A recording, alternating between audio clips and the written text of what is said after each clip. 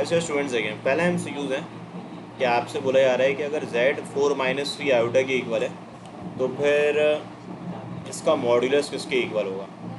तो बहुत ही सिंपल सा MCQs है। आप ये बात जानते हैं कि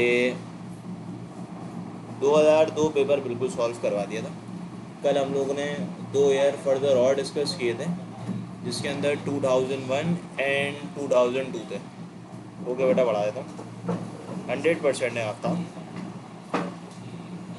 अब देखो, यहाँ पे मॉड्यूलस ऑफ z कैलकुलेट करना है।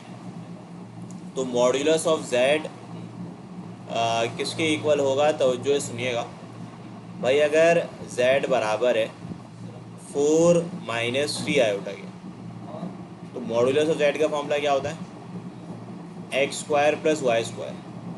ठीक है, तो इसमें x जो है वो रियल पार्ट होता है, यानी कि 4 का स्क्वायर प्लस -3 का square which is equal to 25, और 25 का जो रूट होता है वो कितना होता है, 5 होता है। तो इसका सी आंसर है। अच्छा, चाहें तो आप इसको कैलकुलेटर सी भी कर सकते हैं। कैसे करेंगे देखिए, मैं आपको बताया था। कैलकुलेटर मैं आपको दिखा देता हूँ।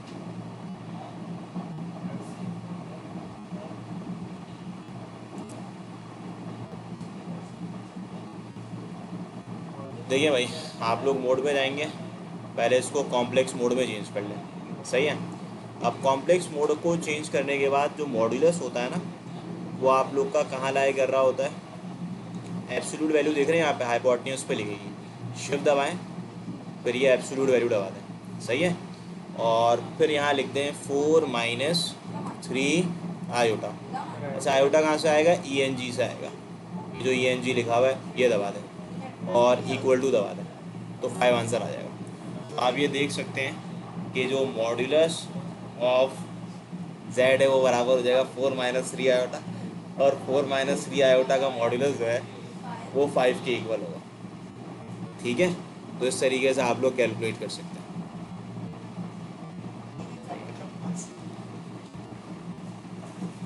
क्वेश्चन नंबर 2 मैं आपको बताता हूँ।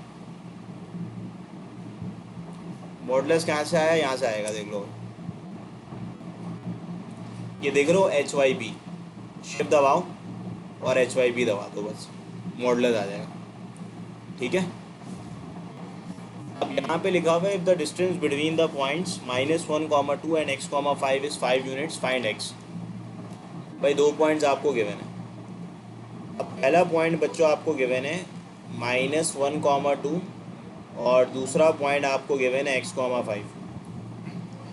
तो ये बराबर हो जाएगा x1, y1 के, और ये x2, y2 के। इसको पॉइंट को A कह लेते हैं, इस पॉइंट को B कह लेते हैं। तो इनके दरमियान का जो डिस्टेंस होगा A से लेके B तक, तो ये याद रखिएगा 5 के बराबर होगा। अब मॉड्यूलस ऑफ दी AB जो है, इसका फॉर्मूला बराबर होता है स्क्वायर रूट x2 - x1 का whole square plus y2 - y1 का whole square which is equal to 5। ये 5 हो जाएगा। अच्छा, x1, y1, x2, y2 already लिखा हुआ है क्योंकि डिस्टेंस मेंशन है ना 5। तो x2 की जगह यू कैन राइट व्हाट, देख के मुझे बताएं, x, और x1 माइनस माइनस क्या हो जाएगा, और y2 कितना है बताएं, 5 है, y1 बताएं 2 है ना, इक्वल टू 5 लिख लेंगे। अब स्क्वायर रूट को रिमूव करने के लिए taking square on both side, so this will become x + 1 का होल स्क्वायर। 5 - 2 कितना होता है, 3, 3 का स्क्वायर क्या होता है, 9, 5 का स्क्वायर क्या होगा, 25 होगा। अब मैं लिखूंगा x + 1 का होल स्क्वायर, 5 - 2, 3 का स्क्वायर 9 होता है, 25 - 9 कितना होता है, 16। फिर taking square root on both side, तो दोनों जगह आप स्क्वायर लेंगे तो फिर ये स्क्वायर से रूट कैंसिल हो जाएगा, तो x + 1 विल बिकम, स्क्वायर से रूट कैंसिल करते हैं तो राइट हैंड साइड में +- 4 लगाते हैं। ये बिल्कुल आपके बुक जैसा सवाल है। x + 1 विल बिकम 4 और x + 1 विल बिकम -4। तो देखो, एक x का आंसर आपके पास 3 आ जाएगा और एक x का आंसर आपके पास -5 आ जाएगा। तो 3 और -5 आपको गिवन है और वो ऑप्शन डी पे मौजूद है, तभी आप डी पे मार्क कर देंगे। सो ये MCQ 2 भी हो गया बेटा। MCQ number 3। अच्छा, MCQ नंबर 3 को कैसे करेंगे? तो सबसे पहला काम क्या कर लो, जो लिखा हुआ है ना उसको देख लो। PQ क्या डिफाइन होगा, चेक कर लेते हैं। देखो PQ डिफाइन करने के लिए पहले वाले मैट्रिक्स के कॉलम और दूसरे वाले मैट्रिक्स की रो बराबर होनी चाहिए। तो पहले वाले मैट्रिक्स में जो कॉलम है P पे वो एक कॉलम है और Q पे रो देख लो कितनी है, 2 है। तो ये बराबर नहीं है, तो PQ नहीं हो सकता। अब QP में क्या करेंगे, पहले में कॉलम देखो, Q पे Q का कॉलम देखें तो Q के कॉलम है 2, यानी कि Q के 2 कॉलम, और P के रो देखना तो 2 रो हैं, तो 2 कॉलम और 2 रो क्या हो जाएंगे, बराबर। तो इसका मतलब है QP एग्जिस्ट करेगा। बोथ तो एग्जिस्ट कर नहीं सकता क्योंकि PQ एग्जिस्ट नहीं कर रहा था, और नाइदर हो नहीं सकता क्योंकि QP एग्जिस्ट कर रहा है। तो इस क्वेश्चन नंबर 3 को आप इस तरीके से सॉल्व कर सकते हैं। अच्छा बेटा, 3 को आप लोग इसके बाद क्या करेंगे, तो जो सुनिएगा, यानी कि 3 पे कुछ नहीं करना, पहले वाले मैट्रिक्स के कॉलम और दूसरे वाले मैट्रिक्स की रो देखनी है बस। Question number 4। क्वेश्चन नंबर 4 पे क्या कहा जा रहा है, तवज्जो से सुनिएगा। अगर मैं क्वेश्चन नंबर 4 की आपसे बात करूँ, अच्छा यहाँ पे मेंशन है कि f ऑफ x कितना है, 5x - 3, g ऑफ x कितना है, 3, फाइंड करना है f ऑफ g। अच्छा, f ऑफ g हम कैसे फाइंड आउट कर सकते हैं? बस सिंपल है कि हमारे पास f ऑफ x बराबर है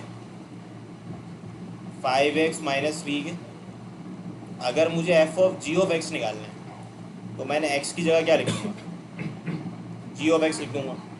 तो यहाँ पे भी x की जगह क्या लिखूँगा, g ऑफ x लिखूँगा। अच्छा, g ऑफ x बेटा किसके इक्वल है देख के बताइएगा, 3 के। तो मैं g ऑफ x की जगह 3 लिख सकता हूँ। तो यहाँ पे भी g ऑफ x की जगह हम 3 लिख देंगे। तो 5 3 ज़ा 15, 15 - 3 बेटा 12 होता है। Therefore you will mark on option number, सही है। अब 4 के बाद now we are solving MCQ number 5। अच्छा, MCQ नंबर 5 के बारे में बात करूं तो लिखा जा रहा है find the harmonic mean between 4 and 12। तो देखो ये जो 4 है ये आपका A है और ये जो 12 है ये आपका B है। तो हार्मोनिक मीन कैलकुलेट करने का फॉर्मूला होता है 2AB अपॉन A + B। बिल्कुल बेसिक लेवल का क्वेश्चन है। A B की जगह A B की वैल्यू को पुट कर दें, यहाँ भी पुट कर सकते हैं आप लोग। तो 2 4 का क्या होता है 8, 12 8 का क्या होता है 96 upon 16 which is equal to 6। Therefore you will mark on option. अब 5 के बाद now we are solving MCQ number 6।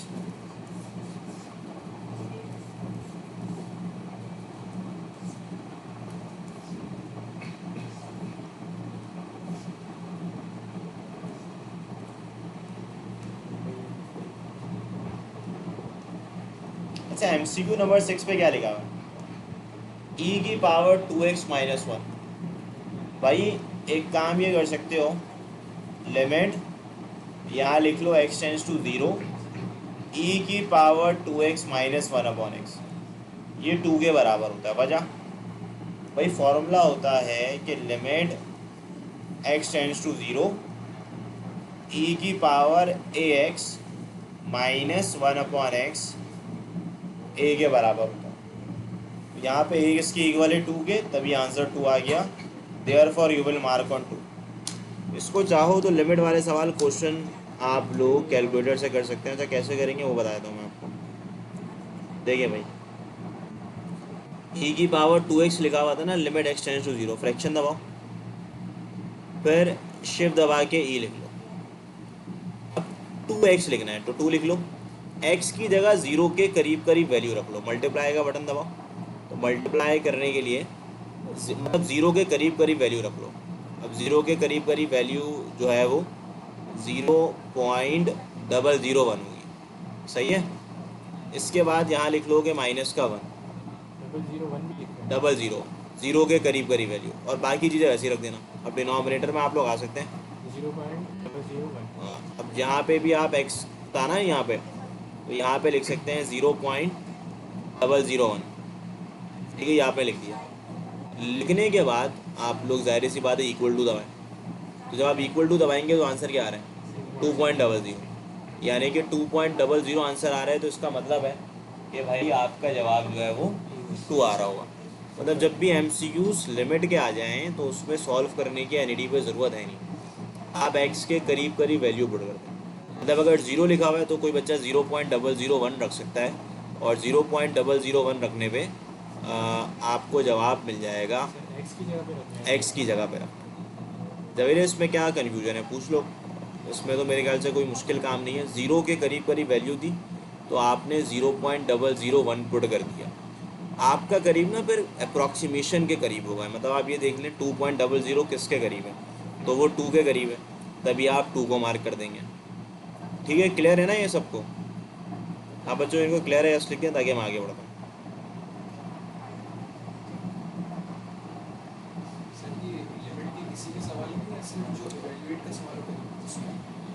भाई देखो, लिमिट के क्वेश्चन में मैं बता रहा हूँ कि x टेंस टू 0 लिखा हुआ है अगर, तो 0 के करीब करीब वैल्यू रखनी है। अगर x टेंस टू 1 लिखा हुआ है तो आप 1 पुट ना करें, आप 1 के करीब करीब वैल्यू पुट कर दें।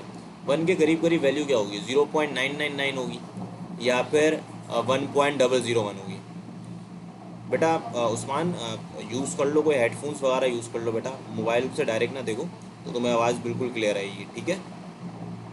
क्योंकि मैं माइक यूज़ कर रहा हूँ, आप हेडफोन यूज़ कर लें, अपने मोबाइल का वॉल्यूम बढ़ा लें। 2 मल्टीप्लाई बाय 0.001 माइनस 1 अपॉन 0.001, ठीक है। बगैर कैलकुलेटर के तो वो आप फॉर्मूला याद करना होगा।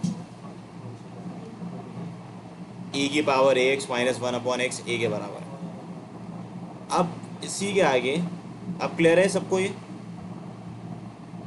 जी रयान जवेरी, आप क्लियर है?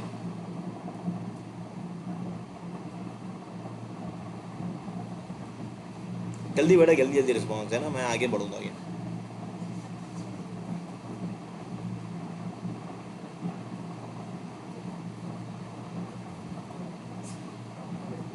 ओके ओके, आप देखो आगे बढ़ रहा हूँ मैं।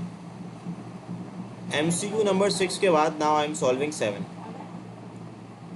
अच्छा, ये थोड़ा दिमाग वाला MCQ है, ध्यान से सुन लेना।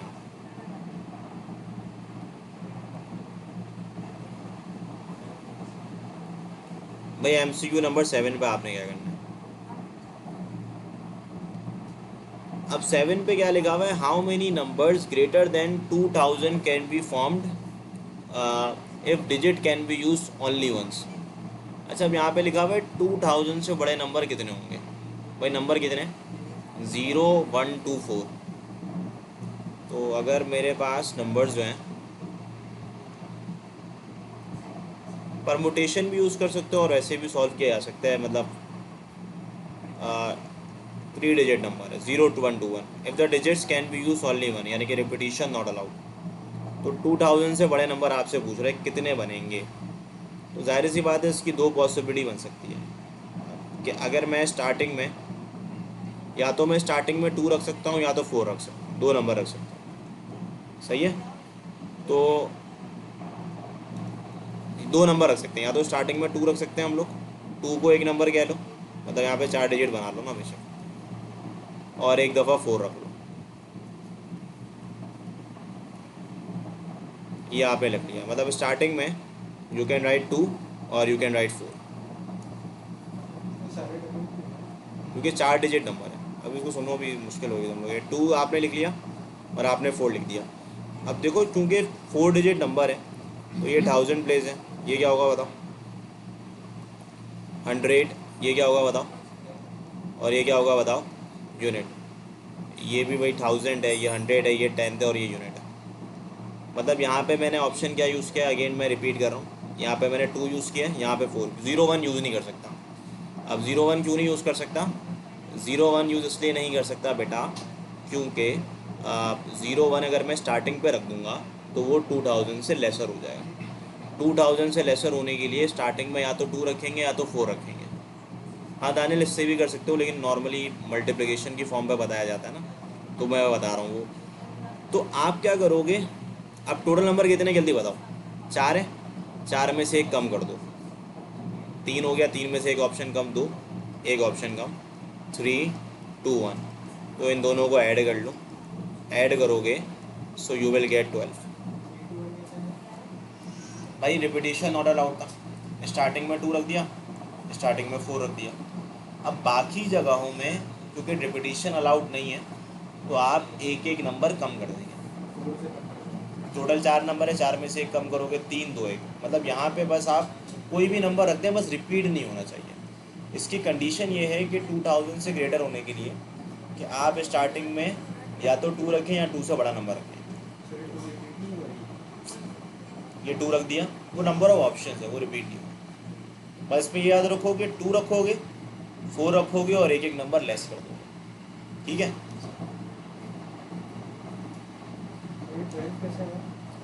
ऐड कर दिया। 3 2 6, 6 और 6 क्या होता है, 12 होता है। क्वेश्चन नंबर 8 की तरफ बढ़ना।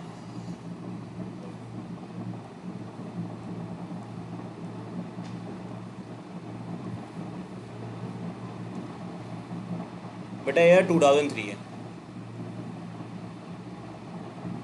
बिकॉज 2 को रखोगे बेटा मुस्तफ़ा, तो 2 के आगे जो नंबर होगा वो तो 5 होगा या 0 होगा या 4 होगा, तो उससे कर सकते हो ना। ठीक है, अच्छा 7 में दोबारा एक्सप्लेन कर रहा हूँ, वो ये है कि बेटा जब भी 2000 से बड़ा नंबर यूज़ करोगे तो स्टार्टिंग में 2 रखोगे, फिर 4 रखोगे। ठीक है, मैं तुम लोगों को ये बना के भी अगर समझाऊँ ना, ये देखो 2 रख दिया, 4 रख दिया, नंबर कितने रह गए, रिपीटिशन नहीं होनी चाहिए, 0 1 4। सही है, अब शायद तुम लोगों को क्लियर हो जाए। यहाँ पे मैं लिख रहा हूँ 0 1 4, फिर मैं रख रहा हूँ 1 0 4, फिर क्या हो सकता है बताओ, 0 4 1, फिर क्या होगा बताओ, 0 1 4 तो हो चुका है ना, तो 2 1 4 0। ठीक है, फिर क्या होगा, 2 4 1 0, फिर क्या होगा 2 4 0 1। कितने नंबर हो गए हैं, 6 नंबर हो गए। ये 2000 से ग्रेटर है, बिल्कुल है। यही कॉपी पेस्ट करो, यहाँ से उठाओ।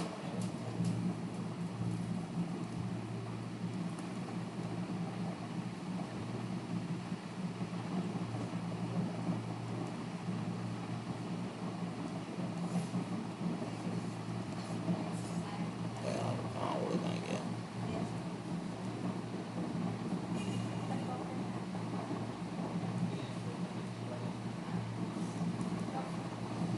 उड़ गया लग रहा है। तो वही चीज़ आप दोबारा से यहाँ लिख दीजिएगा, तो ऐसे टोटल 6 नंबर बनेंगे। ठीक है, आगे बता रहा हूँ मैं, तवज्जो सुनो।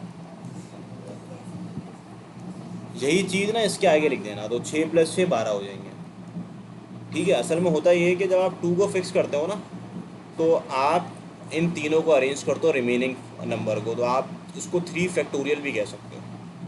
तो ये 3 फैक्टोरियल है और स्टार्टिंग में 2 को फिक्स कर दिया, ये 4 है और ये 3 फैक्टोरियल है, तो टोटल 12 हो जाएगा। अब क्वेश्चन नंबर 8 है, क्वेश्चन नंबर 8 है, वो लिखा हुआ है y = sin क्यूब 2x। अब ये सिंपल डेरिवेटिव है, पहला डेरिवेटिव निकालना है, तो मैं y डैश लिख रहा हूँ। पावर नीचे, पावर में से 1 माइनस, बेस का डेरिवेटिव लेंगे और फिर एंगल का डेरिवेटिव लेंगे। तो जब इसको सॉल्व करोगे तो ये बन जाएगा 6 sin² 2x और cos 2x। तो बेटा ये बेसिक लेवल का क्वेश्चन था, इसको आप लोग देख सकते हैं, ये इस तरीके से सॉल्व हो जाएगा। Now we are moving towards MCQ number 9। MCQ number 9 पे क्या कहा जा रहा है, find the fifth term of the series of which the sum to n a term is 3n minus n square. भाई एस एन आपको given है बेटा, ये sum to n a term का फॉर्मूला आपको बता, एस एन गिवन है 3n minus n square, S5 आपने निकालना है। तो जहाँ जहाँ n है वहाँ वहाँ 5 लिख दो। तो 15 माइनस 25 कितना हो जाएगा, माइनस का 10 हो जाएगा। तो 9 पे आप ऑप्शन बी को मार्क कर दोगे। अब 9 के बाद मैं 10 की बात करता हूँ आपसे। अच्छा 10 पे क्या करना है, देखो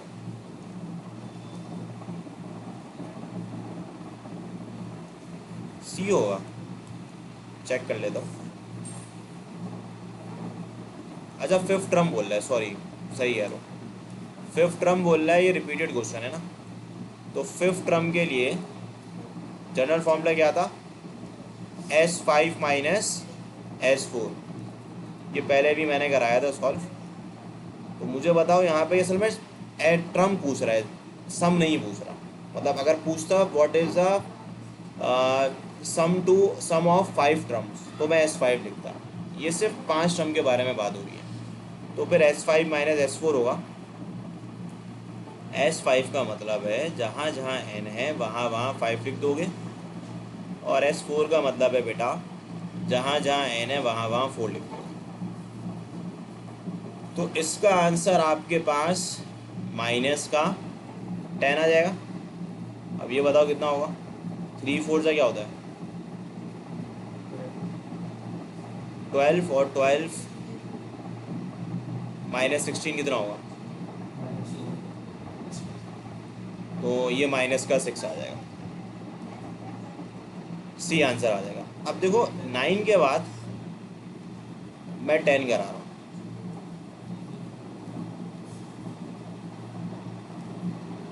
MCQ नंबर 10 को आप चाहें तो कैलकुलेटर से सॉल्व कर सकते हैं। कैसे करेंगे मैं बता देता हूँ।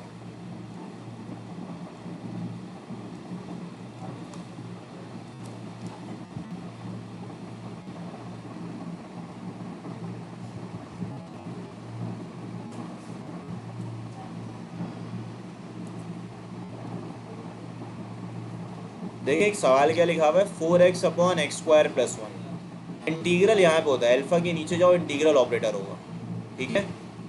यहाँ पे क्या लिख दोगे, देखो यहाँ लिख देना 0 और यहाँ लिख देना 1, सही है। ये एरो बटन दबाओगे 1 आ जाएगा, मतलब नीचे जाओगे तो 0 पे चले जाओगे, ऊपर जाओगे 1 पे चले जाओगे। अब ये वाला एरो दबाओगे इस तरीके से तो इसके अंदर आ जाओगे। अब यहाँ फ्रैक्शन दबा दोगे, सही है। यहाँ लिखोगे 4, यहाँ अल्फ़ा दबाओगे, अल्फ़ा दबा के ये वाला बटन क्लोज ब्रैकेट x लिख दोगे, और फिर यहाँ पे जाओगे। अच्छा ये कैसे आओगे, एरो दबा के नीचे चले जाओगे, फिर अल्फ़ा दबाओगे, फिर x आ जाएगा, इसकी पावर 2 हो जाएगी, यहाँ प्लस आ गया, स्क्वायर पे आ जाओगे, फिर 1 दबा दोगे और फिर इक्वल टू दबा दोगे।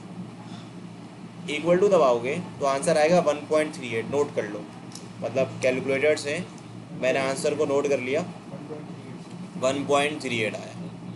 अब एक और काम करेंगे, ऑप्शन को वेरीफाई कर लेंगे। यानी कि ऑप्शन को वेरीफाई कैसे करेंगे, यहाँ पे मैं लिखूँगा 2ln 2। 2ln 2 किसके इक्वल होता है देखते हैं, 1.38 के। Therefore we will mark on option है।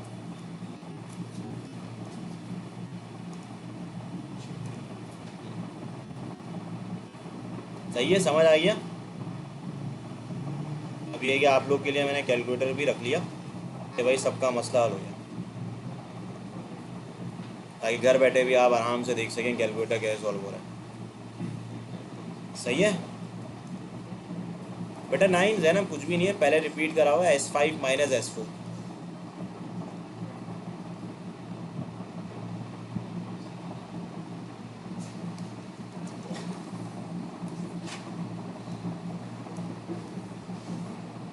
बेटा वकार आप जाग जाए ना, आप कोशिश करेंगे साथ साथ साथ काम करें।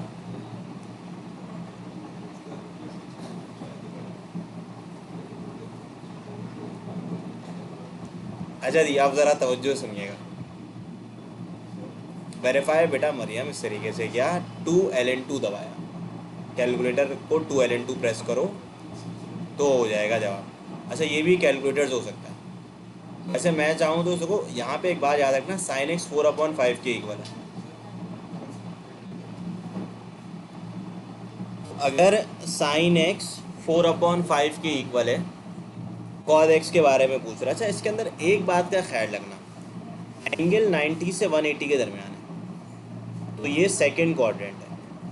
सेकंड क्वाड्रेंट पे cos नेगेटिव होता है, यानी कि या तो बी आंसर होगा या तो डी आंसर होगा। ठीक है, तो सबसे पहला काम आप क्या करोगे, अगर आप कैलकुलेटर से इसको कर रहे हो, आप ऐड शुगर टू कॉफ़ी होता है, यानी कि आप लोग को पढ़ाया गया होगा फर्स्ट ईयर के अंदर ASTC। पहले क्वाड्रेंट पे सारे पॉजिटिव, दूसरे पे साइन और कोसेक पॉजिटिव, तीसरे पे tan पॉजिटिव, चौथे में कॉस पॉजिटिव। तो sin x बेटा 4/5 के बराबर है, सही है। तो आप x निकालोगे, साइन इनवर्स 4/5 से, सही है। अब साइन इनवर्स 4/5 को अगर आप निकालना चाहते हो तो वो आप कैलकुलेटर से निकाल लो। मैं दोबारा कैलकुलेटर यूज़ कर लेता हूँ। तो इसका आंसर ये तो आता होगा आप लोग को, कितना बच्चों ये तो आता है ना आप लोग को,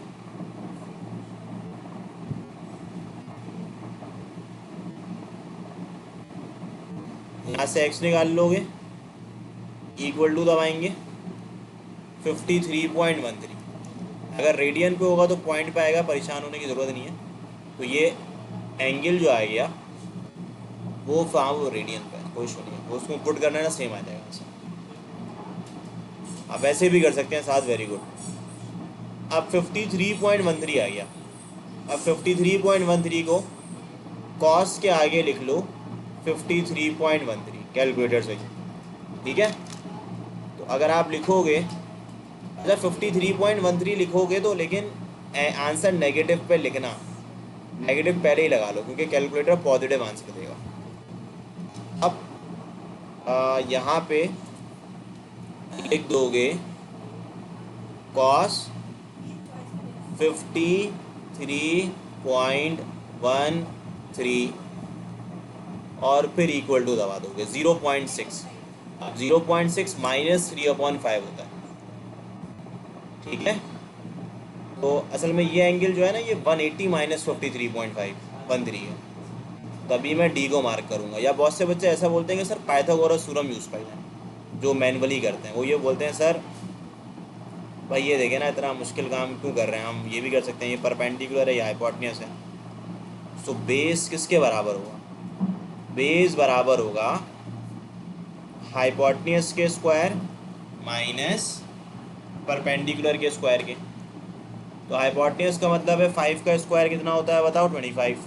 परपेंडिकुलर कितना है बताओ, 4 का स्क्वायर 16, तो बेस 9 आ जाएगा। So cos x will be equal to, negative लिख देना क्योंकि सेकंड क्वाड्रेंट पे cos नेगेटिव होता है, और फिर बेस अपॉन हाइपोटेन्यूस लिख देना।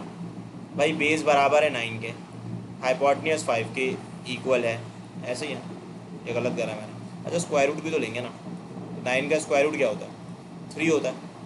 तो जब इसको लिखूँगा बेस की जगह तो 3 आ जाएगा और हाइपोटेन्यूस 5 आ जाएगा। तो ऐसे भी कर सकते हो विदाउट यूजिंग कैलकुलेटर, ठीक है बेटा। आसान पाइथागोरस थ्योरम यूज़ किया बेटा, मैट्रिक क्लास याद है ना। हाइपोटेन्यूस का square is equal to base का स्क्वायर प्लस परपेंडिकुलर का स्क्वायर, तो बेस बराबर होगा हाइपोटेन्यूस का स्क्वायर माइनस परपेंडिकुलर के स्क्वायर के। बेटा कैलकुलेटर में माइनस आर 0.6 आ रहा है, बिल्कुल आपने सही बोला, लेकिन मैंने आपसे एक बात स्टार्टिंग में बोली थी कि 90 से 180 सेकंड क्वाड्रेंट है, सेकंड क्वाड्रेंट पे कॉस नेगेटिव होता है, तो नेगेटिव आप खुद लगाओगे, कैलकुलेटर आपको पॉजिटिव आंसर देगा, आपका ऑप्शन, आपका सवाल का जवाब गलत हो जाएगा। इस पर बस इस बात का ख्याल रखना है, क्योंकि मौजूद है ना सेकंड क्वाड्रेंट तो नेगेटिव होगा। बहुत से बच्चे क्या करते हैं, कैलकुलेटर यूज़ करते हैं और इनका आंसर पॉजिटिव आ जाता है और सवाल गलत हो जाता है, फिर बोलते हैं सर हमने तो एनईडी में सही किया था, हमारे मार्क्स कम आ गए। वो पढ़ते ही नहीं है सवाल पूरा, सवाल तो पढ़े ना 90 से 180 के दरमियान एंगल है, सेकंड क्वाड्रेंट लिखा हुआ है, अब सेकंड क्वाड्रेंट में कॉस क्या होता है, नेगेटिव होता है। तो थोड़ा सा ख्याल करना है बेटा, कोई एक्स्ट्रा इन्फॉर्मेशन गिवन है तो उसको देखना है कि वो क्या गिवन है।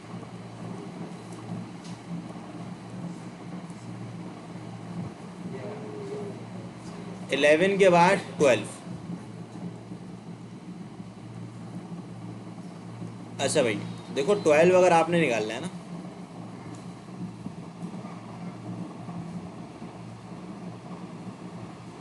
हाँ सारे वैसे भी आ सकती है, वेरी गुड बेटा, वो भी एक ही बात है, सही है। Find the equation of tangent to the curve y equal to x cube minus 2x square at x equal to 2। अच्छा मैंने आपको ये बात पहले भी समझाई थी कि पहले पॉइंट निकाल लो, मतलब अगर आप y एक्स क्यूब लिखा हुआ है तो x की जगह 2 लिख लो बेटा, लिख लिया 2, यहाँ पे भी लिख लेते हैं। तो मुझे बताओ y कितना आ जाएगा, 0 आ जाएगा, क्योंकि 2 का स्क्वायर 4, 4 2 8 हो जाएगा। तो पॉइंट क्या आ गया, x2 आ गया और y 0 आ गया। तो पहले वाले ऑप्शन में जहाँ जहाँ x है वहाँ वहाँ 2 लिख दो और y की जगह 0 लिख दो। तो क्या ये वेरीफाई कर रहा है, नहीं कर रहा, तो ऑप्शन ही गलत हो गया। अब दूसरे ऑप्शन में x की जगह 2 लिख दो और y की जगह 0, तो क्या ये वेरीफाई कर रहा है, Yes. तो 0 equal to 0, therefore you will mark on option number B. सही, एक मिनट देना बच्चों मुझे ज़रा।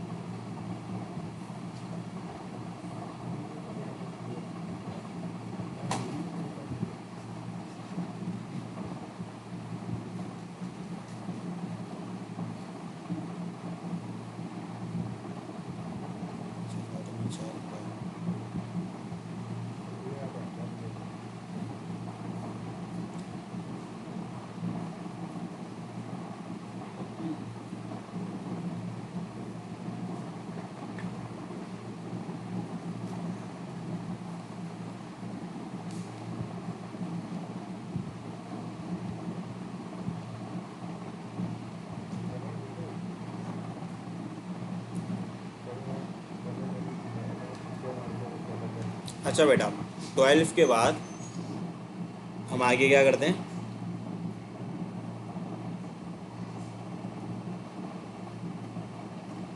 हाँ डी वेरीफाई कर रहा है, सही कह रहा हूँ, क्योंकि ये तो प्लस प्लस प्लस हो जाएगा ना। 16 इक्वल टू 0, ऑप्शन भी रॉन्ग हो जाएगा और -8 करोगे तो वेरीफाई हो जाएगा। जज़ाकल्लाह बेटा। अब देखो, अब मुझे बताओ 12 के आगे 13 को देखते हैं। 13 पे क्या कहा जा रहा है, इसी के नीचे ले आते हैं इसको।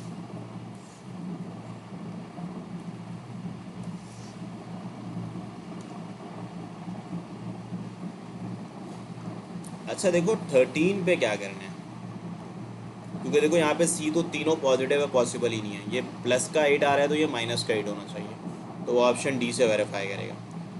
Find the next term of the sequence, तो सिंपल है भाई, 1.1 को -2 से मल्टीप्लाई करो तो -2.2 होता है, फिर -2.2 को -2 से मल्टीप्लाई करो तो 4.4 होता है, फिर 4.4 को -2 से मल्टीप्लाई करो तो -8.8 होगा। तो 13 का आंसर जो है वो ऑप्शन ए आ जाएगा, -2 से क्यों करेगा? क्योंकि वो कॉमन रेशियो -2 आ रहा है। अगर आप डिवाइड करके देख लें तो कॉमन रेशियो -2 आ रहा है, तीनों को डिवाइड। सेकंड टर्म को फर्स्ट, थर्ड को सेकंड से।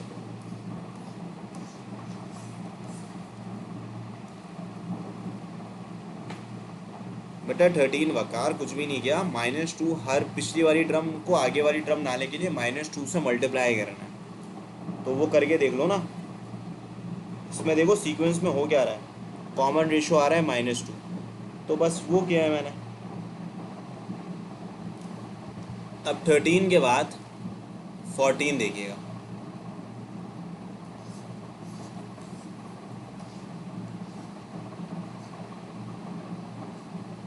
तो 14 लग रहा है कि मैंने स्क्रीनशॉट लेना भूल गया हूँ, तो उसका ले लेते हैं स्क्रीनशॉट,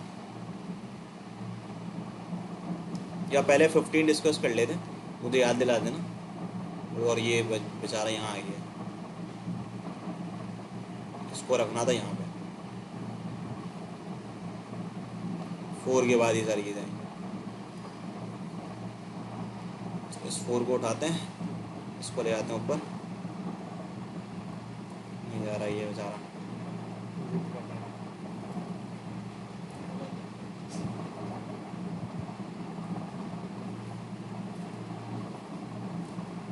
और इसको ले आते हैं,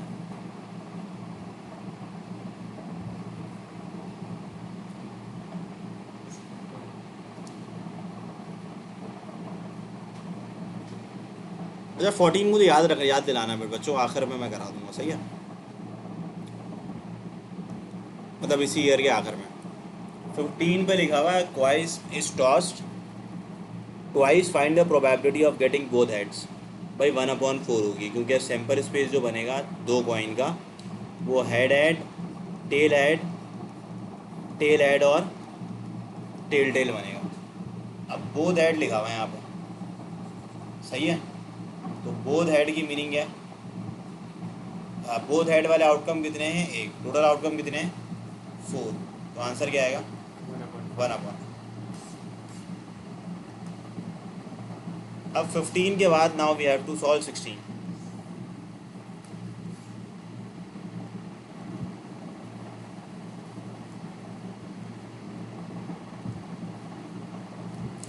अच्छा 16 कैसे करोगे सॉल्व, तवज्जो से सुनना। Find the term independent of x. मैंने लास्ट लेक्चर पे ये बताया था कि अगर आपकी एक्स की पावर सेम हो और आर मतलब पावर इवन हो, तो इंडिपेंडेंट ऑफ एक्स निकालने की शॉर्ट ट्रिक होती है, उसमें आर आप कैलकुलेट कर सकते हैं by using the formula n/2। अच्छा n कितना है, n है 12/2, 12/2 कितना होता है 6 होता है। तो आपने क्या किया, TR+1 यानी कि आप लिखोगे T6+1 is equal to NCR, यानी कि 12/6 ये लिख लेता हूँ फॉर्मूला ताकि आपको मुश्किल ना हो। TR+1 बेटा बराबर होता है NCR A की पावर n-r B की पावर r के। फर्स्ट ईयर के अंदर पढ़ा था आपने ये, a की जगह x² फिर क्या लिखेंगे 12 - 6 और 1/x², और यहाँ भी 6 आ जाएगा। तो ये भी 2 मतलब ये दोनों कैंसिल आउट हो जाएंगे, बच जाएगा सिर्फ 12C6।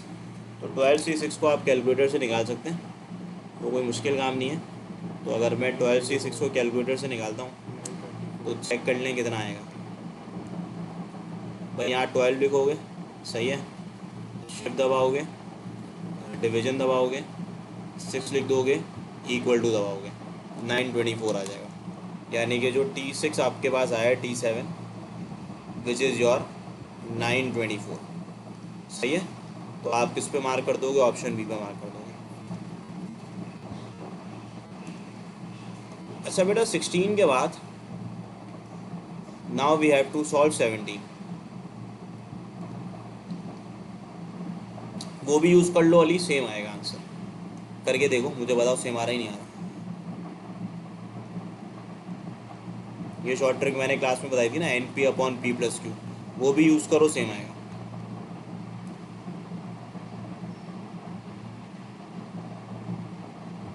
नहीं माइनस वाला नहीं होगा ना ये बात, क्योंकि देखो ना यहाँ पे जो दोनों टर्म्स हैं, अगर नेगेटिव लगा दूँ ना, यहाँ पे लगा देता हूँ नेगेटिव, लेकिन नेगेटिव की पावर तो इवन है ना, तो पॉजिटिव आएगा आंसर, लेकिन नेगेटिव की पावर देखो,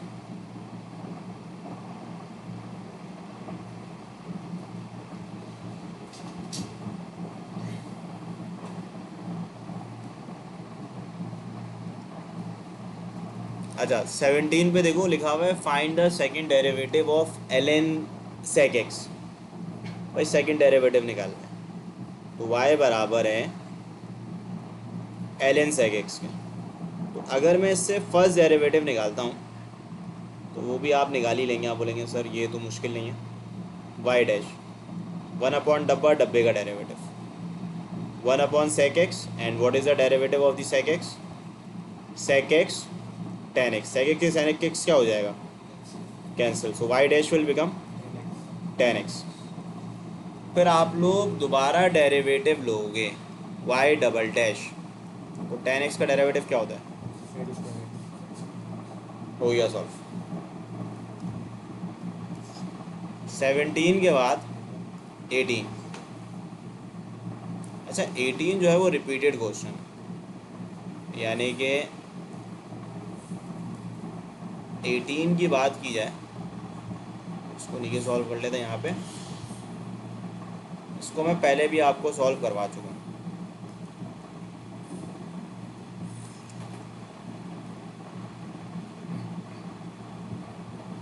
बेटा ईयर 2003 अब्दुल्ला।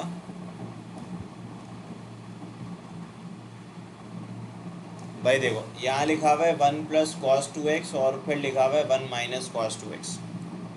अब मैंने आपको ये समझाई थी बात कि जो 1 प्लस कॉस 2x है, बस फॉर्मूला याद होना चाहिए बस आपको, ये बराबर होता है 2 कॉस स्क्वायर एक्स के, और 1 माइनस में साइन आता है, पॉजिटिव में कॉस आता है। और ये भी याद होगा आपको कि जो एंगल यहाँ पे होता है उसका आधा यहाँ मौजूद होता है। सही है, तो मैं 1 प्लस कॉस 2x की जगह लिख सकता हूँ 2 कॉस स्क्वायर एक्स, और यहाँ लिख सकता हूँ 2 साइन स्क्वायर एक्स। से तो बढ़िया है। तो 2 से 2 कैंसिल आउट हो जाएंगे, कॉट स्क्वायर तो this will become cot square x, यानी कि ऑप्शन सी को मार्क कर दो। 18 का जवाब will become your option number C. Now moving towards the 19।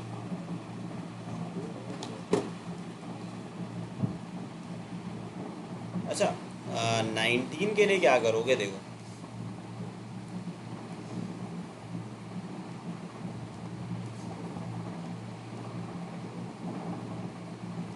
19 पे बोला जा रहा है find the area above the x axis under the curve. Curve define है, और y square is equal to 4x। सही है, तो हम इसको कैसे करेंगे सॉल्व। भाई एरिया अंडर द कर्व हमेशा निकलता है इंटीग्रेशन से, तो मुझे बताएं यहाँ पे मेंशन है y square is equal to 4x। तो अगर मैं दोनों जगह स्क्वायर रूट लूँगा, क्योंकि इसमें मेंशन है above the x axis. Above का मतलब क्या होता है कि भाई ये पैराबोला की इक्वेशन है, y square equal to 4x। तो अबव का मतलब है पॉजिटिव रीजन, पॉजिटिव का मतलब है ये हिस्सा। सर 4ax होता है ना। वो ए नहीं होगी, जनरल की बात हो रही है। Y square equal to 4x, इसमें ए 1 के इक्वल है। तो भाई ये पॉजिटिव रीजन की बात कर रहा है। अबव द एक्सिस का मतलब है कि आप प्लस माइनस नहीं लिखेंगे, सिर्फ पॉजिटिव वाला रीजन कंसीडर करेंगे। अब एरिया निकालने का फॉर्मूला होता है lower limit upper limit y d x. Lower limit कितना है 1 है, अपर लिमिट कितना है 2 है, वाई कितना है 2x dx। इसको आप सिंपली कैलकुलेटर में पुट कर सकते हैं। तो अगर मैं कैलकुलेटर को मैं पुट करूँ इसको, तो कॉम्प्लेक्स में करके पुट करेंगे। नहीं सिंपल भैया, आप इसको जब पुट करेंगे देखिए ये आपका इंटीग्रल ऑपरेटर है, इसको आप नीचे रख दें, ये बनाएगा, ये ऊपर रख दें 2, यहाँ पे आप एरो दबाएं, यहाँ लिख लें 2x। x में प्रेस कर देता हूँ, x कैसे आएगा, अल्फ़ा दबा के क्लोज ब्रैकेट आ गया, और फिर इक्वल टू प्रेस कर देता है, 3 आंसर आ रहा है। ठीक है, अब यहाँ पे 3 का मौजूद है। अच्छा एक गलती करी है ना मैंने, मुझे बताओ ये क्या होगा, रूट एक्स होगा ना। यहाँ पे भी मैं क्या लिखूँगा 2 रूट एक्स लिखूँगा। दोबारा कर लेते हैं टाइप, आप तो एडिट कर लेंगे, मेरा मसला ये है कि मुझे दोबारा लिखना पड़ेगा। यहाँ पे क्या लिखोगे 1 लिखोगे बेटा, यहाँ 2 लिखोगे, यहाँ 2 लिखोगे, यहाँ स्क्वायर रूट लिखोगे, अल्फ़ा दबाओगे, एक्स लिखोगे, और फिर इक्वल टू प्रेस कर लोगे, तो आंसर आ गया 2.43। 2.43। अब मैच कर लो 2.43 किससे बन रहा है, मैं लिख लेता हूँ कि कैलकुलेटर से इसका जवाब 2.43 आ गया। अब इन ऑप्शंस में मुझे बताओ किससे 2.43 बन रहा है।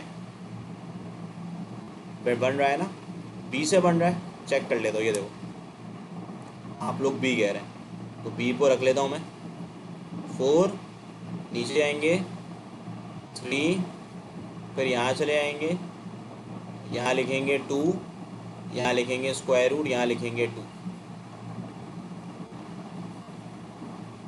फिर -1 लिखेंगे, ब्रैकेट को क्लोज कर देंगे, इक्वल टू दबा देंगे और देखें इससे आंसर भी 2.43 आ रहा है।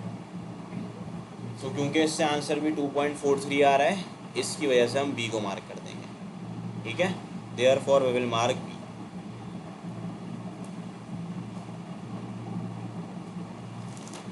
अब देखिए 19 के बाद MCQ नंबर 20।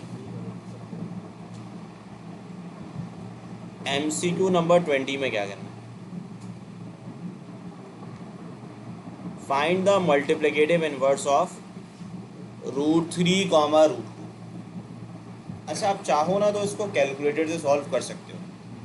कैसे सॉल्व करोगे? देखो भाई, मल्टीप्लिकेटिव इनवर्स का फॉर्मूला होता है। फॉर्मूला मैं उम्मीद करता हूँ आपको याद होगा, नहीं याद तो कर लें, याद मसला नहीं है कोई। मल्टीप्लिकेटिव इनवर्स जो है वो बराबर होता है a/a² + b² -b/a² + okay Aftab, very good, -b/a² + b²। तो देखो आपने कैलकुलेट करना है √3, √2। तो a की जगह रखोगे √3, तो यहाँ पे इसको सॉल्व करना 5 आ जाएगा। अच्छा, यहाँ पे भी √2 रखना और ये भी 5 हो जाएगा। वजह √3 का स्क्वायर 3 होता है और 3 + 2 5 हो जाएगा। तो आप ऑप्शन नंबर डी पे मार्क कर देंगे। या आप एक और काम कर सकते हो, वो ये कर सकते हो कि कैलकुलेटर से इसको सॉल्व कर सकते हो। कैसे करोगे? देखो, मोड पे जाओगे, कॉम्प्लेक्स मोड 2 पे आ रहा है, 2 प्रेस कर दोगे, सही है। अब कॉम्प्लेक्स नंबर को ना मल्टीप्लिकेटिव इनवर्स का मतलब होता है रेसिप्रोकल, यानी कि 1 लिखना और फिर यहाँ पे लिख देना इसका रेसिप्रोकल क्या होगा, √3, फिर लिखोगे यहाँ पे प्लस कर दोगे, फिर लिखोगे, सर रूट के अंदर रूट नहीं है, उसको बाहर निकालते हैं, प्लस √2 और फिर आयोटा लिखोगे, क्योंकि √3, √2 जो है वो रेसिप्रोकल करके आयोटा की फॉर्म पे लिखोगे, आयोटा लिखोगे और फिर इक्वल टू दबा दो। अब देखो क्या बन रहा है, √3/5 माइनस √2/5, ये बन रहा है। तो वो ऑप्शन डी में प्रेजेंट है। तो ये चीज़ आप लोग देख सकते हैं, इसको कैलकुलेटर की मदद से भी सॉल्व किया जा सकता है मल्टीप्लिकेटिव इनवर्स।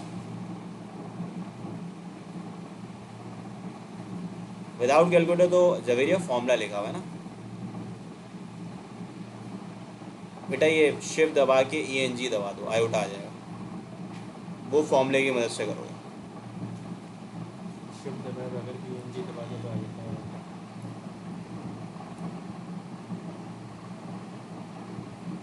अब देखें 21,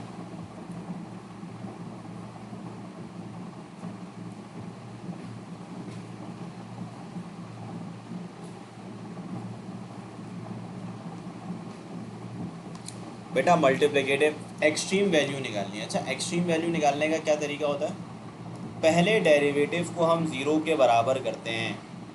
तो यहाँ पे f(x) लिखा हुआ है x/ln x, तो आप इसका पहले डेरिवेटिव निकालना है f'(x), u/v का फॉर्मूला यूज़ करते हैं।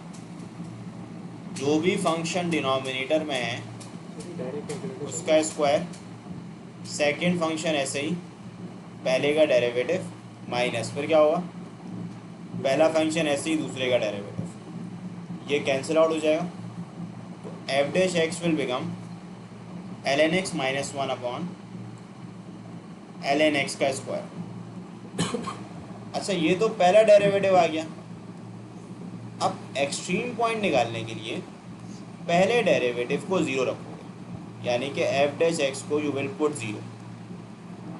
f'(x) है क्या, ln x minus one upon ln x का होल स्क्वायर इक्वल टू लिख दोगे 0। ये डिवाइड कर रहे हैं हमारे के मल्टीप्लाई करेगा, so ln x minus one equal to 0, ln x equal to 1 आ जाएगा।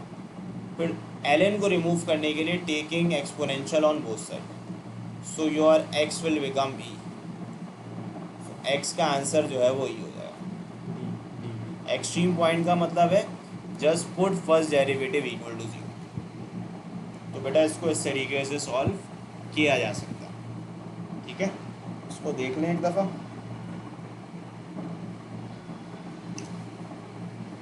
सेकेंड ईयर में आपने पढ़ा होगा ना, एक्सट्रीम वैल्यूज़ को निकालते हैं, फर्स्ट डेरिवेटिव को 0 रखते हैं, फिर जो आंसर आता है उसको सेकेंड डेरिवेटिव में ले आके पुट करते हैं। ये बिल्कुल वही कहानी है। अच्छा, ये इक्वेशन लिखी हुई है विच ऑफ द फॉलोइंग, तो ये इक्वेशन एलिप्स को रिप्रेजेंट कर रही है। अच्छा, एलिप्स को क्यों रिप्रेजेंट कर रही है मैं आपको दोबारा से बता देता हूँ। भाई अगर एक इक्वेशन ऐसे लिखी हुई है जनरल फॉर्म में, ax square plus by square plus 2gx plus 2f5 plus c equal to 0, ये लिखा। तो अगर पैराबोला कैसे निकलता है, पैराबोला की इक्वेशन में नहीं सर्कल की नहीं, तो ये हो जाएगा इधर a0 या b0। सर्कल में ये बराबर होते हैं x स्क्वायर वाई स्क्वायर, ठीक है। तो पैराबोला पे या तो x स्क्वायर 0 होगा या तो y स्क्वायर 0 होगा।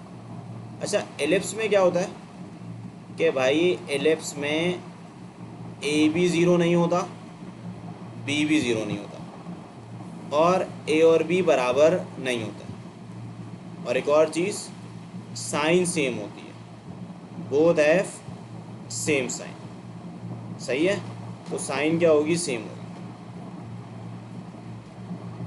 एलिप्स के बाद हमारे पास हाइपरबोला होता है। हाइपरबोला में a 0 नहीं होता, b भी 0 नहीं होता, a और b बराबर भी नहीं होते हैं, लेकिन इसके अंदर जो साइन होती है वो अल्टरनेट होती है। तो ये फ़र्क होता है इक्वेशन का। अच्छा, सर्कल जो है वो एलिप्स का स्पेशल केस है।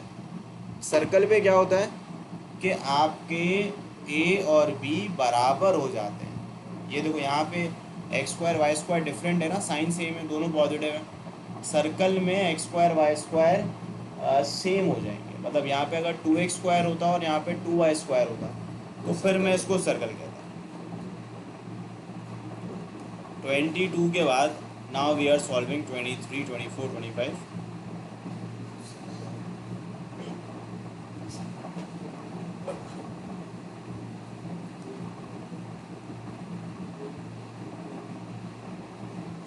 अच्छा, पीरियड निकालना है। देखो, पीरियड का जनरल फॉर्मूला आपको लिखवाया गया होगा, वो क्या होता है मुझे याद दिलाओ, standard period upon coefficient of angle.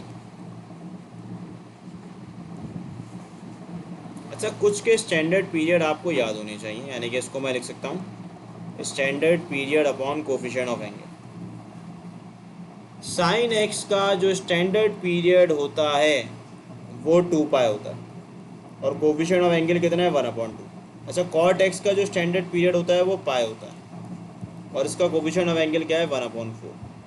तो दोनों से पीरियड 4 पाई आ रहा है। अच्छा, आपको याद होने चाहिए पीरियड्स, मैं आपको याद करवा देता हूँ। साइन, कॉस और उनके रेसिप्रोकल कोसेक और सेक, इनके स्टैंडर्ड पीरियड होते हैं 2 पाई, जबकि टेन और कॉट के होते हैं पाई। तो अगर आपने साइन x/2 का पीरियड निकालना है तो पहले आप ये याद करेंगे कि साइन x का स्टैंडर्ड पीरियड क्या है, वो 2 पाई होता है। फिर उसको कोफिशिएंट ऑफ एंगल से डिवाइड कर देंगे। कोफिशिएंट ऑफ एंगल क्या है, x के साथ x के डिनोमिनेटर में 2 लिखा हुआ है, यानी कि 1/2 है। तो कोफिशिएंट ऑफ एंगल 1/2 है, तो 1/2 से आप डिवाइड करेंगे तो ये वाला 2 जाके इस 2 से क्या हो जाएगा, मल्टीप्लाई 2^4 हो जाएगा। 23 के बाद हमारे पास 24 है। अच्छा, 24 को आप कैसे सॉल्व करेंगे कि if m² mx² minus m x plus one equal to zero. Quad वाले में अरीशा होता ये है कि अगर दो डिफरेंट पीरियड्स मतलब दो डिफरेंट फंक्शंस होता है ना, तो दोनों के पीरियड निकालते हैं और उसके बाद जो सेम पीरियड होता है उसको एक दफ़ा लिखते हैं। ठीक है अरीशा? अब देखो यहाँ पे लिखा हुआ है इफ़ एम एक्स स्क्वायर, दोनों के पीरियड क्योंकि सेम आ रहा है, अगर सेम नहीं आते डिफरेंट आते हैं तो फिर एलसीएम लिया जाता है। ये लेक्चर में आपको लिखवाया गया होगा ना फर्स्ट ईयर के दौरान। अच्छा अब देखो ये भी बहुत सिंपल सा है। If m x square minus m x plus one is equal to zero, then find m such that m must be a perfect square and the equation must have rational roots. अच्छा देखो perfect square लिखा हुआ और M जो है वो rational roots होने चाहिए। तो हम इसको किस तरीके से सॉल्व करेंगे? देखो भाई सिंपल है, पहले डिस्क्रिमिनेंट निकाल लो। यहाँ पे अगर मैं इस इक्वेशन को लिखूँ m x square minus m x plus one equal to zero, तो यहाँ से जो ए है वो एम के बराबर हो जाएगा, बी माइनस एम और सी वन हो जाएगा। अब मुझे बताएं डिस्क्रिमिनेंट का फॉर्मूला क्या होता है? ये आपने पुट कर दिया। अच्छा बी क्या है, इसको अगर मैं सॉल्व करूँ एम स्क्वायर माइनस फोर ए की जगह एम, बी ए है ना तो ए तो एम है, हाँ तो माइनस एम का स्क्वायर पॉजिटिव होगा, सी की जगह वन, तो सही है ना? ये डिस्क्रिमिनेंट आ गया। अब डिस्क्रिमिनेंट आने के बाद ना एक एक करके वैल्यू पुट करते जाओ। फॉर एग्जांपल अगर आप इसमें वन पुट करेंगे तो नेगेटिव आंसर आएगा, नेगेटिव परफेक्ट स्क्वायर नहीं होता। और अगर आप नाइन पुट करेंगे ऑप्शन ए के बाद, अगर आप बी पुट करें तो नाइन का square minus four into nine यानी कि 81 माइनस 36। तो 81 माइनस 36 कितना होता है बताओ? तो 45 परफेक्ट स्क्वायर नहीं होता। ऑप्शन सी 16 का square minus four into sixteen कितना आ रहा है बताओ?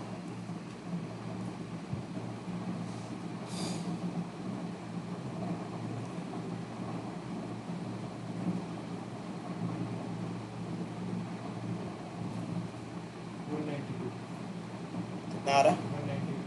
अच्छा 192 भी परफेक्ट स्क्वायर नहीं होता, क्योंकि रूट निकाल के देख लेना, रूट निकाल के पॉइंट पर आंसर आएगा। फोर का square minus four into four zero, हाँ ज़ीरो परफेक्ट स्क्वायर होता है, क्योंकि अगर आप ज़ीरो का स्क्वायर निकालोगे ना तो आंसर ज़ीरो आएगा, जबकि आप 192 का स्क्वायर निकालें तो पॉइंट पे आंसर आएगा, 45 का स्क्वायर निकालें तो पॉइंट पे आंसर आएगा। Therefore you will mark on option number, zero is a perfect square. 24 के बाद मैं 25 सॉल्व कर रहा हूँ।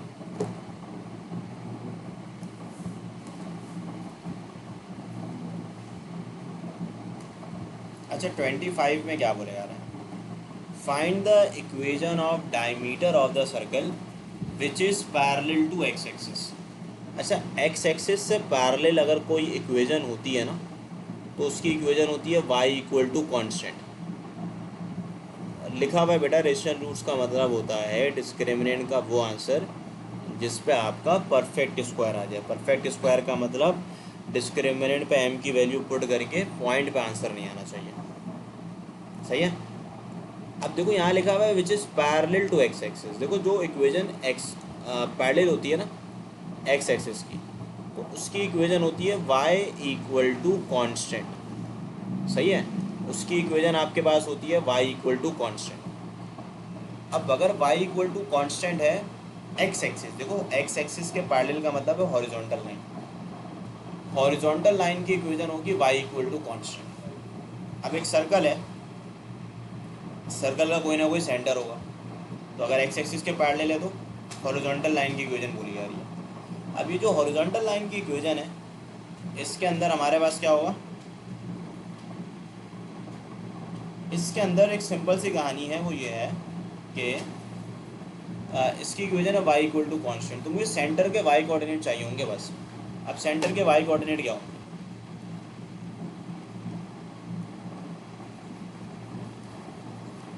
अगर आप इसको कंपेयर करें x square plus y square plus 2gx plus 2fy plus c equal to 0 से, देयरफॉर जो 2f है ना वो -4 के इक्वल होगा और f की वैल्यू बन जाएगी -2।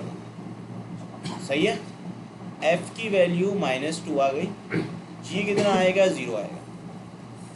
तो मुझे असल में सेंटर के कोऑर्डिनेट होते हैं क्या है, -g, -f, तो ये हो जाएगा 0, 2, ऐसे ही है ना। तो y equal to constant, constant की जगह आप 2 लिख देंगे क्योंकि सर्कल के जो सेंटर होंगे वो होंगे 0, 2। अब y इक्वल टू कॉन्स्टेंट की मीनिंग ये है कि आपने कांस्टेंट पे सेंटर का y कोऑर्डिनेट पुट करना। अब सेंटर का y कोऑर्डिनेट कितना है, 2, यहाँ आप 2 लिख देंगे तो y इक्वल टू 2 आ गया, प्लस का 2 आ जाएगा, किसका हो जाएगा, तो इसका आंसर ऑप्शन है, हो जाएगा। अब एक सवाल रह गया था, कौन सा रह गया था, याद है किसी को, 14 कर लेते हैं।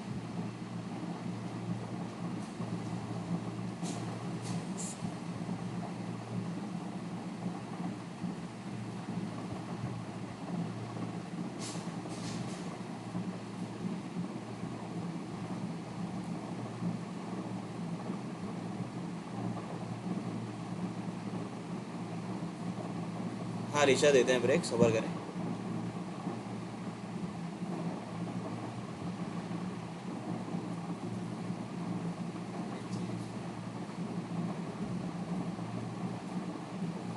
फोर्टीन करा लूँ फिर देते हैं ब्रेक। यार इस 14 किधर घूम गया ये, वो आपने स्क्रीनशॉट नहीं लिया। इधर इधर।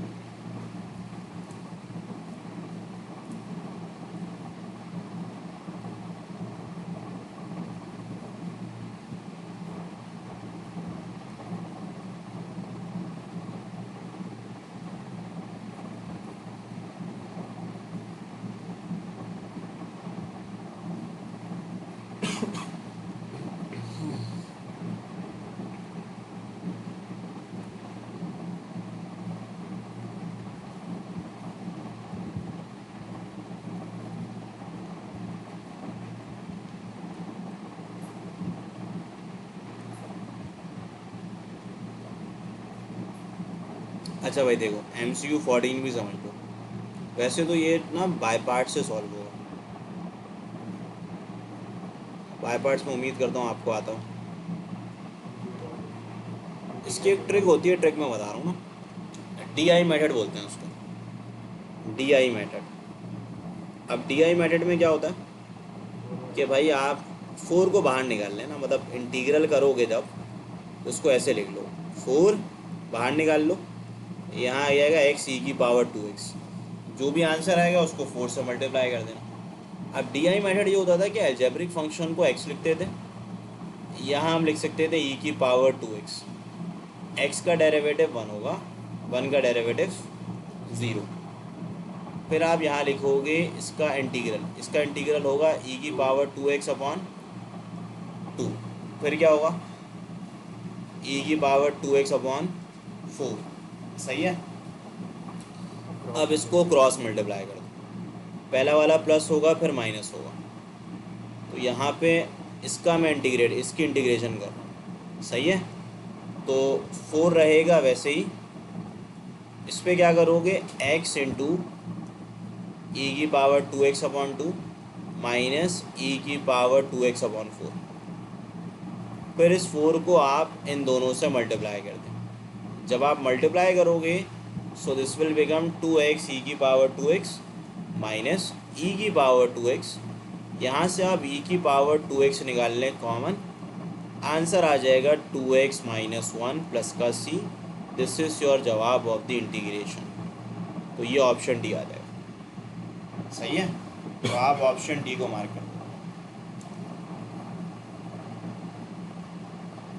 सर रिपीट कर रहा हूँ, देख लो, करना कुछ भी नहीं है, अलजेब्रिक फंक्शन का डेरिवेटिव लेना और एक्सपोनेंशियल फंक्शन का इंटीग्रल लेना। सही है, तो इंटीग्रल 2 दफ़ा लोगे क्योंकि जहाँ 0 आएगा उस वक्त तक इंटीग्रल लेना, फिर क्रॉस मल्टीप्लाई कर देना है। पहले वाले की साइन इन दोनों का मल्टीप्लाई करके पॉजिटिव रखोगे, दूसरे वाले की साइन बेटा नेगेटिव रखोगे, ठीक है। और बस फिर इसको सिंप्लीफाई करोगे। अच्छा, इस चीज़ को ना कैलकुलेटर से भी किया जा सकता है, ध्यान से सुनना। अब मैं तुम लोगों को एक ट्रिक बता रहा हूँ कि डेफिनेट इंटीग्रल को कैलकुलेटर से कैसे करोगे। तवज्जो से सुन लेना। भाई देखो, ट्रिक ये है कि सबसे पहला काम क्या करोगे, कैलकुलेटर निकाल। अच्छा, कुछ चीज़ें इसमें बार बार हमें करनी पड़ेगी कैलकुलेटर निकालते वक्त। अभी डेफिनेट विदाउट लिमिट वाला, लिमिट वाले तो बहुत से लोग बता देते हैं, विदाउट लिमिट वाले नहीं बताते और बहुत से लोगों को पता ही नहीं होता। तो मैं आपको बता रहा हूँ कि विदाउट लिमिट वाला कैसे करोगे। भाई पहले 4 लिखना, फिर x की जगह 1 लिख देना, सही है। x की जगह 1 लिख दो बस, और पूरा सवाल वैसे ही लिख देना। x की जगह क्या लिख दिया, 1 लिख दिया, फिर इक्वल टू दबा दो। आंसर आ गया 29.556, सही है। आंसर क्या आ गया इसका, x की जगह जब हमने 1 रखा, बल्कि उसको मैं लिख देता हूँ ताकि आपको याद रहे, फ्रॉम कैलकुलेटर। अगर आप x की जगह 1 लिखेंगे तो फिर आंसर आ जाएगा 29.55, सही है। अब देखो ऑप्शन डी करेक्ट है। अगर आप ऑप्शन डी को डिफरेंशिएट करें ना सी पॉइंट के ऊपर, या देखिए शिफ्ट दबाएं डी अपॉन डी एक्स लिखें,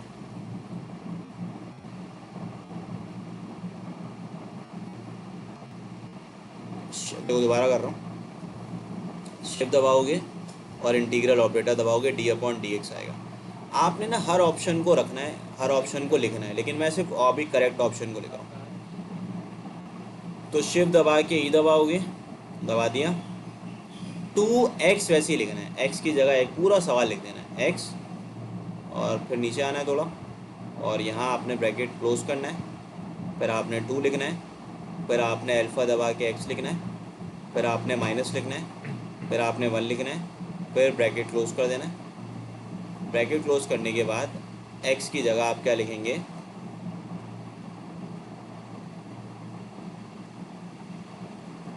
यहाँ पे आप x की जगह लिख देंगे, हमने क्या पुट किया था इनिशियली, 1 पुट किया था, तभी हम x की जगह 1 लिख देंगे, सही है। यानी कि पूरे सवाल को मैं बता रहा हूँ कैसे करा सॉल्व, पूरा सवाल लिख दिया और x की जगह 1 लिख दिया, और इसी मतलब इक्वल टू दबा देंगे, बिल्कुल सेम आ रहा है सवाल सॉल्व। तो ये सवाल डेफिनेट इंटीग्रल वाले भी, इनडेफिनेट वाले भी सॉल्व हो गए हैं।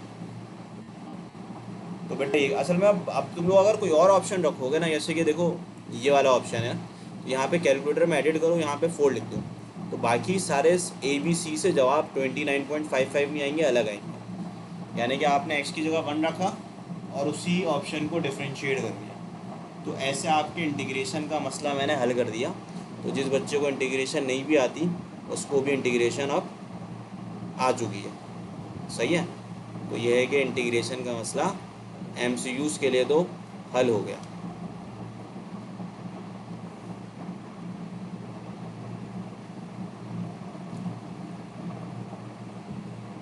ठीक है, तो ये हमारा एयर जो है वो कंप्लीट होता है।